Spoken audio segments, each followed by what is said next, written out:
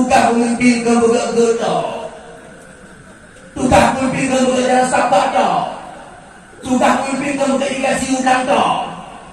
Gebetan kita mengenal apa? Anna wajibah imani satu dini wajibatul umam, bahwa kesalahan tugas seorang pemimpin itu adalah menjaga agama dan mencukupi kebutuhan umat. Dua, agama jaga, cukupi kebutuhan umat. Rakyat lapar, kau kasih makan. Rakyat tak punya rumah, kau bikin rumah. Berledakan, tapi jangan lupa, bukan itu saja tugas seorang pemimpin. Engkau mesti mendidik rakyatmu dengan agama. Dia mesti kenal Allah, dia mesti kenal hukum Allah, dia mesti tahu mana syariat Allah yang mesti dia ikuti dan mesti dia tinggalkan. Yang lebih mungkin orangnya bekerja lembu, yang lebih mungkin bekerja lembu, tapi perbaikan moral tidak ada. Makanya satu kesalahan yang tua yang akan bermasalah dengan Allah Ta'ala.